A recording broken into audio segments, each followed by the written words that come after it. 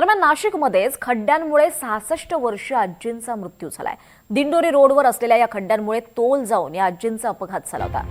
दीपाली बेळे या गेल्या 39 दिवसांपासून कोमात होत्या।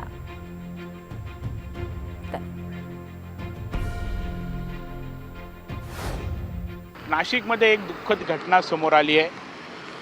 निकृष्ट दर्जामुळे एका 66 वर्षीय आजींचा जीव हा गेलेला आहे।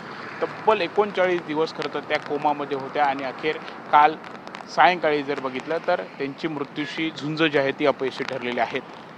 15 जूनला याच मार्गावरून रात्री 9 वाजेच्या सुमारास आरटीओ कॉर्नर परिसरात राहणाऱ्या दीपाली बेळे या आजी आपल्या मुलीसोबत दुचाकीवरून जात होत्या। याचवेळी आपण समोर जर बघितलं तर आत्ता जरी ह्या रस्त्यावरती डांबर हे टाकण्यात आलेलं आहे, इथे खरं तर पाईपलाईनसाठी खड्डा हा खोदण्यात आला होता। पूर्ण रस्ता जो आहे तो खोदण्यात आलेला होता आणि तो रस्ता जो आहे तो तात्पुरत्या स्वरूपात बुजवण्यात आला होता आणि इथूनच खरं तर बेळे यांची दुचाकी जी आहे ती उधळली होती आणि त्यावरून त्या तोल जाऊन खाली पडलेल्या होत्या। यानंतर तातडीने त्यांना एका खाजगी रुग्णालयात दाखल करण्यात आलं होतं आणि जवळपास 39 दिवस त्यांच्यावरती उपचार हे सुरू होते। कोमामध्ये ते गेलेले होते।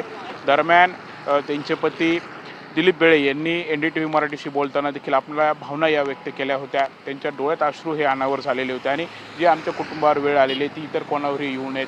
43 वर्षांचा आमचा संसार होता आणि असं कधीही खरं तर घडलेलं नव्हतं आणि देवकृपेने खरं तर माझी पत्नी जी आहे ती लवकर बरी होऊ दे अशी देखील त्यांनी प्रार्थना देवाकडे केली होती।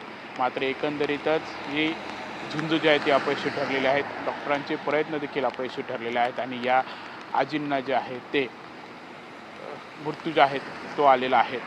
दरम्यान आता एकंदरीत जर बघितलं तर पुन्हा एकदा पाऊस सुरू झाला आहे। अनेक ठिकाणी शहरातील रस्त्यांवरती खड्डे पडलेले आहेत। नागरिकांना याचा मोठ्या प्रमाणात त्रास होतोय आणि आता तरी महापालिकेला जाग येणार का हा प्रश्न जो आहे तो कायम आहे। आता या दीपाली बेळे या आजींच्या मृत्यूला नक्की जबाबदार कोण, त्यांच्यावर काय कारवाई होते हे देखील पाहणं तेवढंच महत्त्वाचं ठरेल। कॅमेरामॅन विकी पवारसह प्रांजल कुलकर्णी, NDTV मराठी, नाशिक।